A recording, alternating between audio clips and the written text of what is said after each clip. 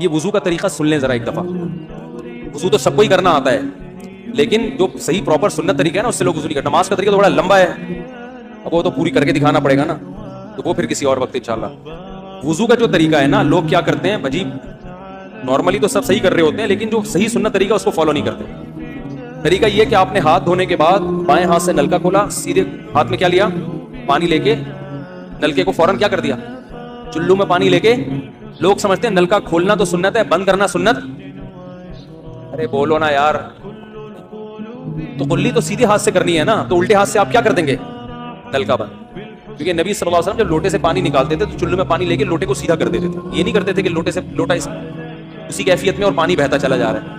تو آپ نے نلکے کو لیفٹ ہاتھ سے کھولا اور چلو میں پانی لیا اور فوراً نلکے کو کیا کر دیا. بہت زور سے بھی بند نہ کریں, اس کا واشر خراب ہو جاتا ہے, بس آرام سے بند کر دیا. کیونکہ وہمی ہوں گے نا, آپ کو یوں کر کے کرتے رہیں گے, نلکے توڑ دیتے ہیں کہ بھئی ایک قطرہ بھی ضائع ہو گیا تو قیامت کے دن کہیں جہنم میں نہ پھینک دیں ہمیں, اس لیے پورے کوئی نمی بھی نہ آئے, تو تھوڑا سا بند کر دیں, ایک آدھ قطرہ ٹپکنے سے کچھ نہیں ہوتا. یہ لیا آپ نے, منہ میں قلی کی, مسواک کی, مسواک نہیں ہے تو انگلی سے دانت صاف کیے, غرارہ بھی کیا اگر روزہ نہیں ہے, ٹھیک ہے. پھر نلکا کھولا, پھر بند کیا, پھر کلی, اس طرح. پھر نلکا کھول کے دائیں ہاتھ پہ پانی لیا, ناک میں نرم حصے تک پانی پہنچا کے اچھی طرح ناک کو صاف. نلکا پہلے وہ ویسے ہی بند ہو چکا ہے, اب ناک کو اچھی طرح صاف کریں, سامنے والے کا خیال کریں. آئی بات سمجھ؟ سامنے تو یہ نہیں ہوتا, وہ ہوتا ہے سامنے, اس کا زیادہ خیال کرنا پڑتا ہے کیونکہ بس زیادہ تفصیل میں نہیں جاتا. تو چھوٹی انگلی سے اچھی طرح ناک کو صاف کیا, اس کی رطوبتیں نکالی, ٹھیک ہے. پھر نلکا کھولا, دوبارہ پانی لیا, پھر اسی طرح ناک میں بولو بھائی ڈالا, اور نلکا اسی وقت, جب چلو میں پانی بھر گیا نلکا اسی وقت کیا کر دیا. اللہ نے دو ہاتھ اسی لیے دیے ہیں کہ اس سے نلکا بند کیا جائے اور اس سے کیا کیا جائے. پھر یوں کیا, پھر 3 دفعہ. 6 چلو پانی خرچ ہوا نا, چلو اس کو کہتے ہیں, 6 چلو پانی خرچ ہو گیا. پھر آپ نے کیا کیا, نلکا کھولا لیفٹ ہاتھ سے. جو اصل طریقہ ہے وہ تو یہ ہے, سیدھے ہاتھ میں پانی لے کے نلکا بند کیا اور سیدھے ہاتھ سے پانی پیشانی پہ ڈال کے دونوں ہاتھوں سے پھیلا لیا. 3 دفعہ اس طرح کیا. اس پہ عمل نہیں ہوتا تو پھر اتنا کر لو کہ دونوں ہاتھوں پہ کیا لے لو, نلکا کھول کے پانی لے کے پیشانی پہ ڈالو اور فوراً نلکا کیا کر دو, بند کر دو, اور پھر ہاتھوں سے اچھی طرح اس کو ملو. سمجھ میں نہیں آ رہی بات؟ تو یہ عمل کتنی دفعہ کیا, نلکا ہر دفعہ میں بند ہو رہا ہے. ہمارے یہاں جس ٹائم پہ نلکا کھلتا ہے تو جب تک وضو مکمل نہیں ہو جاتا بند ہونے کا نام نہیں لیتا. 3 دفعہ آپ نے منہ اچھی طرح دھو لیا. داڑھی ہے تو اس میں کیا کر لیا, بڑی داڑھی ہے, میری داڑھی ایسی, میں تو چلو سے پوری داڑھی دھو لیتا ہوں, چھوٹی سی داڑھی ہے تو داڑھی میں خلال کر لیا آپ نے. اس کے بعد آپ نے بازو کیسے دھونے ہیں, بازو دھونے کا بھی یہ طریقہ ہے. لیفٹ ہاتھ سے چلو میں پانی لیا, جب سیدھے ہاتھ میں پانی آئے گا تو یوں کیا. قرآن میں کیا ہے کہ قمتم بالصلاۃ فاغسلوا وجوہکم وایدیکم الی المرافق, اپنے ہاتھوں کو کوہنیوں تک دھو. پتہ ہے دھونے کا عمل ہاتھ سے شروع ہوگا, ختم کہاں ہوگا. پانی یوں نہیں بہانا, اس طرح بہانا ہے پانی, یہاں سے یوں جائے. اور اس میں فائدہ یہ ہوتا ہے کہ بالوں کا جو رخ ہے نا نیچے کی طرف ہوتا ہے, جب پانی اپوزٹ سائڈ میں جاتا ہے تو اسکن اچھی طرح گیلی ہو جاتی ہے. سمجھ رہے ہو؟ تو آپ نے یوں لیا اور ہاتھ سے اچھی طرح ملا. اس کو ملنے پہ زیادہ زور لگانا ہے, ہم پانی پہ زیادہ زور لگا رہے ہوتے ہیں.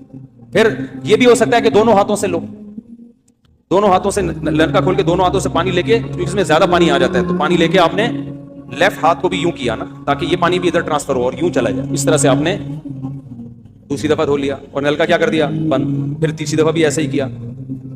یہ جو ہوتا ہے نا یوں کر کے رگڑے لگا رہے ہیں نلکے کے نیچے, ایسے یہ نہیں ہوتا, یہ سنت طریقہ نہیں ہے. نبی جس برتن سے وضو کرتے تھے تو اس طرح چلو میں پانی لے کے اس طرح وضو کیا کرتے تھے. غسل اسی طرح ہو جاتا تھا. تو اب پھر لیفٹ میں بھی ایسے ہی ہے, لیفٹ میں پانی ڈالا اور سیدھے ہاتھ سے سہارا لے کے کیا کیا, دونوں ہاتھوں کا پانی ادھر آ جائے گا. ایک دفعہ دھل گیا, اچھی طرح مسئلے کونیوں تک پہنچ جاتا ہے, اور پریکٹس کے بعد تو بہت اچھا ہو جاتا ہے. اس کے بعد آپ نے کیا کیا, سر کے بالوں کا مسا. سر کے بالوں میں جو یہ ہے یہ طریقہ کچھ بھی نہیں ہے, کہیں بھی ثابت نہیں ہے. سیدھا سیدھا آپ نے ہاتھ گیلے کیے, پیچھے لے گئے. ایک حدیث میں صرف یہاں تک آتا ہے, ایک حدیث میں واپس لانا بھی. تو دونوں طریقے ہیں مسا کے, صرف پیچھے لے جاؤ یا پیچھے لے جا کے پورے سر پہ ایسے ہاتھ کر لیا, کیا ہو گیا سر کا مسا. پھر انگلیوں کا, وہ کانوں کا, الاذنان من الراس, حدیث میں آتا ہے کان کس میں سے ہیں, سر میں سے. کیا مطلب, اس کے لیے نیا پانی لینے کی ضرورت نہیں ہے. کان کا مسا کیا اور کانوں کی لو کا مسا کیا. گردن کا مسا بہت اختلاف ہے اس میں. احناف کے ہاں سنت, احناف بھی نہیں کہتے, افضل ہے, بہتر ہے.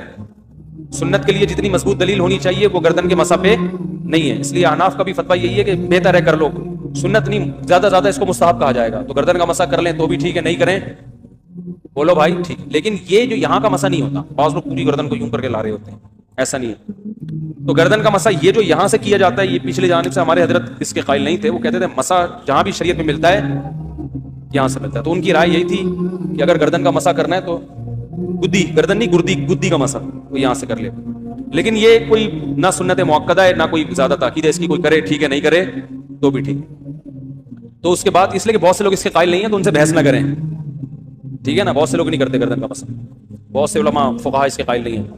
اس کے بعد آپ نے پاؤں دھونا ہے, تو پاؤں میں بھی یہ کہ قرآن نے کیا کہا کہ الل کعبین, انگلیوں سے شروع ہوگا اور ٹخنوں تک پانی جائے گا. تو انگلیاں رکھیں نلکے کے نیچے اور لیفٹ ہاتھ سے اس کو اچھی طرح کیا کریں, دھوئیں اور انگلیوں کا خلال بھی کریں. بہت چند سیکنڈ میں ہو جاتا ہے یہ کام. اور پھر نلکا بند کر دیں, پھر دوسرا پاؤں سیدھے ہاتھ سے نلکا کھولا, سیدھا ہاتھ نلکے پہ رکھیں اور الٹے ہاتھ سے پاؤں دھوتے رہیں, جیسے ہی دھل جائے. تو میرا خیال ہے ایک مگہ پانی بمشکل استعمال ہوتا ہے, ایک مگہ جو ہوتا ہے نا نہانے والا. لیکن آج اگر جو لوگ وضو کر رہے ہیں نا, ان کا پانی اگر آپ دیکھ لو تو بالٹیوں کی بالٹیاں خرچ کر رہے ہوتے ہیں, اور معذرت کے ساتھ کم بختوں کا وضو پھر بھی نہیں ہوتا, پھر بھی ان کو شک ہوتا ہے کہیں کوئی جگہ خشک نہ رہے. تو وہمی نہ بنے, اس طریقے سے وضو کریں, یہ سنت طریقہ ہے. اور قرآن میں بیان بھی یہی کیا گیا, یہاں سے شروع کرو یہاں تک لے کے جاؤ. کافی ہو گیا میرا خیال ہے. اللہ تعالیٰ سمجھنے کی, عمل کرنے کی توفیق عطا فرمائے. ہمارے